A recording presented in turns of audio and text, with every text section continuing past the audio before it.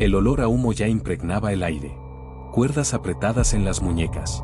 Leña apilada alrededor de los pies. El pueblo, en silencio, esperaba el espectáculo cruel. Pero antes de que el fuego se encendiera, el rey, que alguna vez fue temido en todo el continente, levantó la cabeza e hizo un último pedido. No era por piedad. No era por salvación. Era por algo que pocos entenderían en ese momento y que lo cambiaría todo. Un susurro que resonaría por siglos, grabado no en los libros, sino en la memoria oscura de la historia. Antes de las cadenas. Antes del fuego. Antes de la humillación pública, él lo poseía todo. Su nombre se pronunciaba con reverencia o con miedo, a veces, con ambos. Tenía sangre noble en las venas, pero también fuego en los ojos. Aún joven, ascendió al trono en medio del caos. El reino estaba dividido, y él, contra todos los pronósticos, unificó naciones bajo una sola corona. Con manos firmes y decisiones controvertidas, reescribió leyes, castigó traidores y rompió con tradiciones milenarias. Mientras otros reyes buscaban alianzas con el clero, él se atrevió a hacer lo contrario, confrontó abiertamente a la Iglesia. Rompió tratados, desafió dogmas y humilló a hombres que, hasta entonces, se creían intocables. Para los campesinos, era el rey que decía la verdad. Para la nobleza, era una amenaza que debía ser contenida. Había hecho demasiados enemigos. Y en el juego de la corona, nadie reina solo por mucho tiempo. Pero lo que lo condenó, al final, no fueron sus errores, sino sus aciertos. Sabía demasiado. Sabía quién robaba. Sabía quién mentía. Sabía quién, en las sombras, movía los hilos de la monarquía como titiriteros ocultos tras las cortinas. Y cuando comenzó a hablar demasiado, decidieron silenciarlo de la forma más brutal posible. No bastaba con matarlo.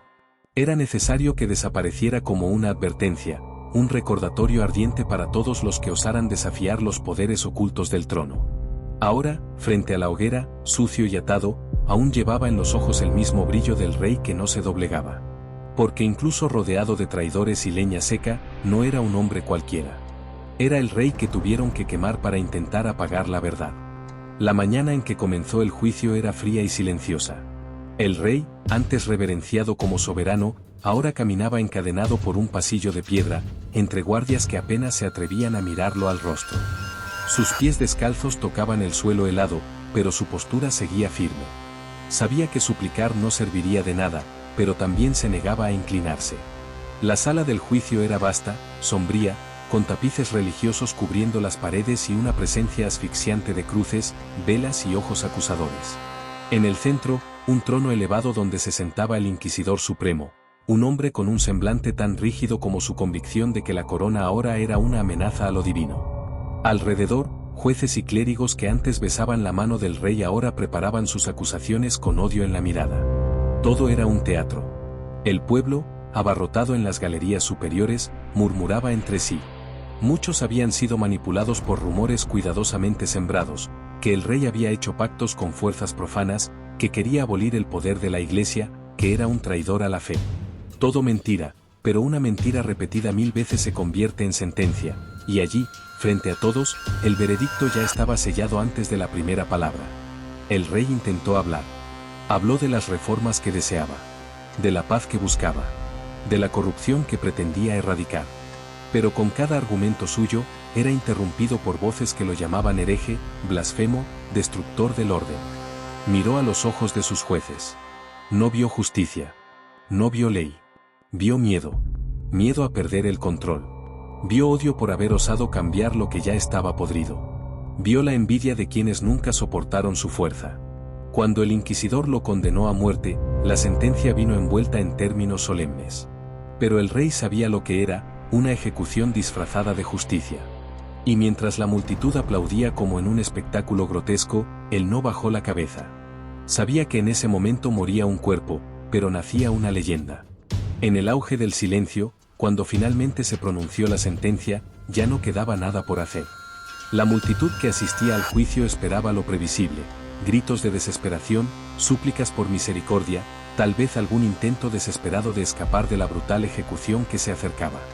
Pero lo que vino a continuación sorprendió hasta los corazones más fríos en esa sala de piedra.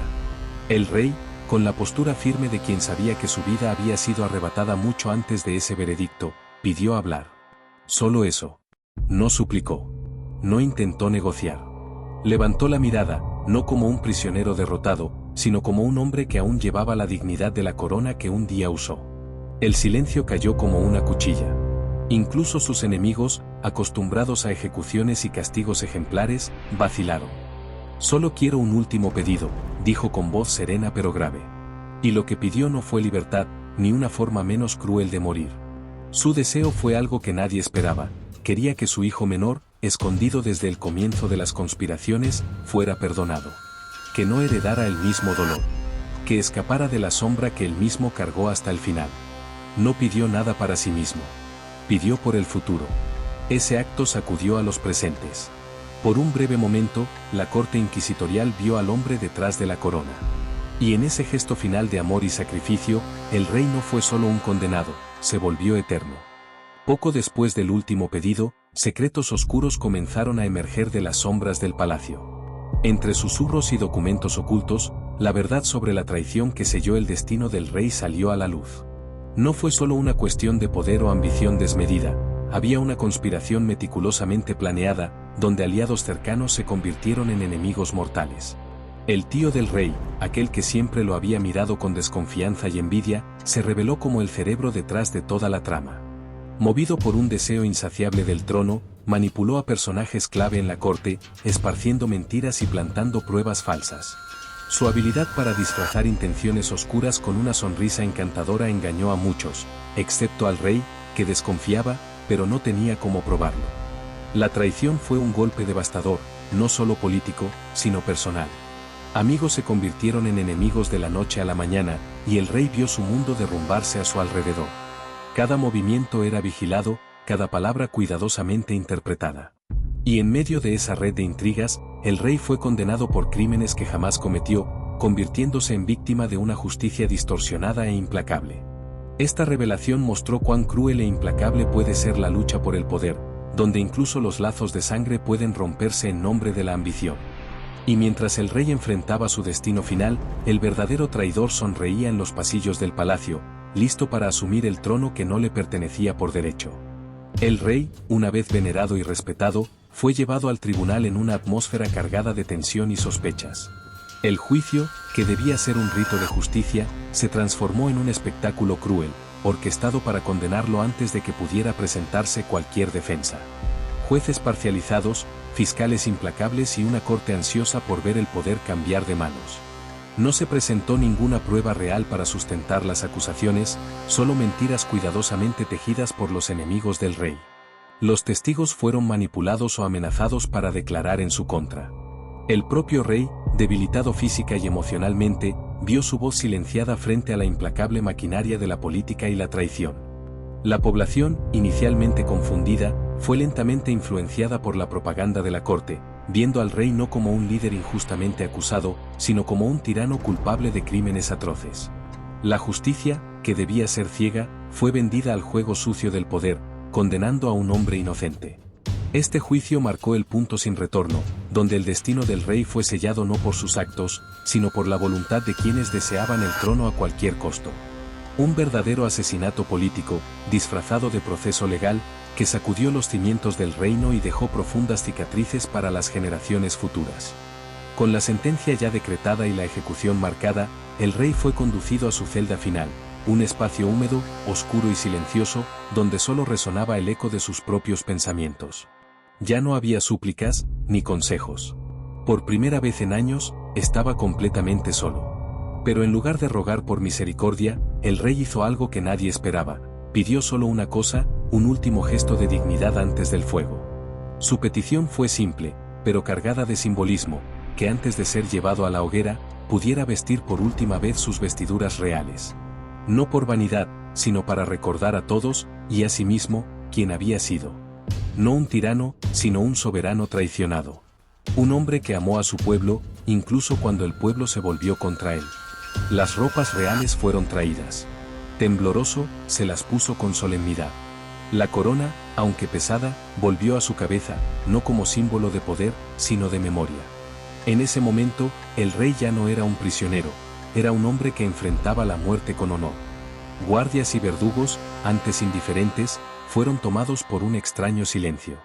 Algunos apartaron la mirada. Otros, conmovidos, finalmente vieron la injusticia. Aquel pedido, tan simple, rompió los muros de la frialdad. No era un rey siendo ejecutado. Era una historia que llegaba a su fin.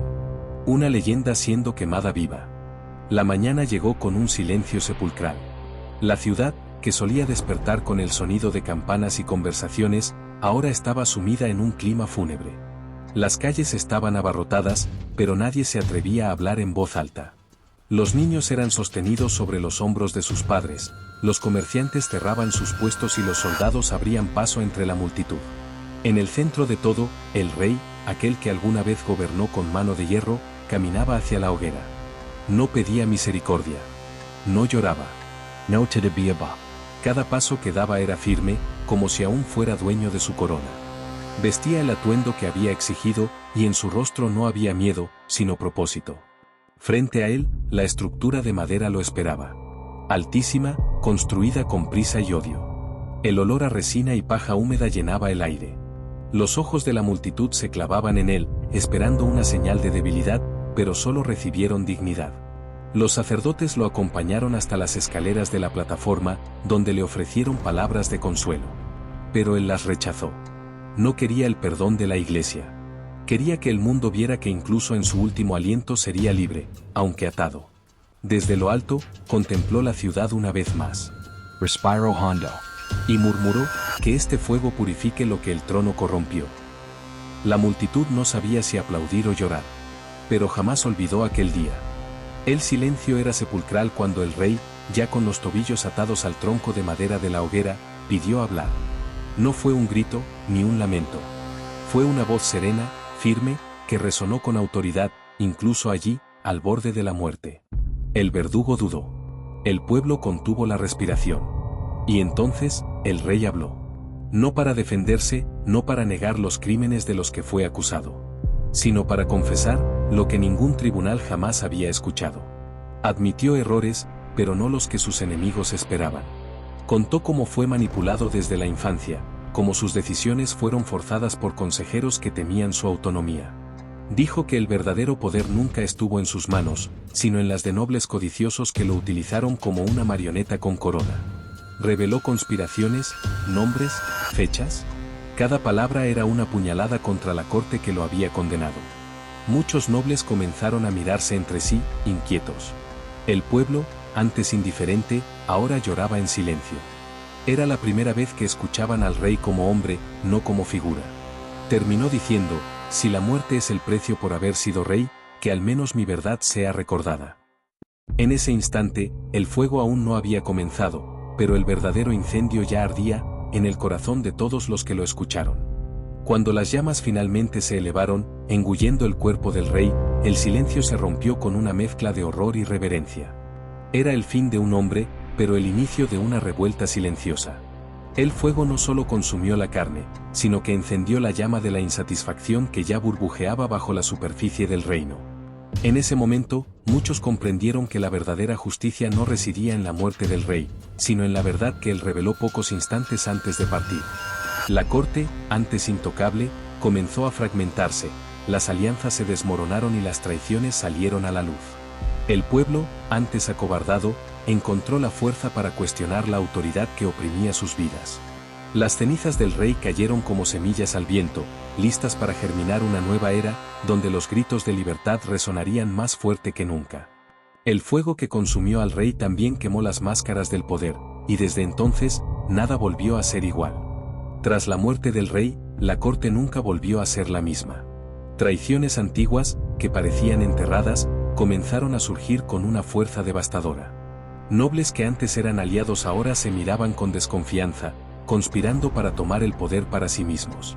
La inestabilidad política se convirtió en un veneno invisible que corroía los cimientos del reino. El pueblo, antes silenciado por el miedo, empezó a escuchar los susurros del cambio. Historias de injusticia y opresión ganaban fuerza en las tabernas y plazas. El rey quemado vivo se convirtió en un símbolo, no de derrota, sino de la lucha contra un sistema corrupto.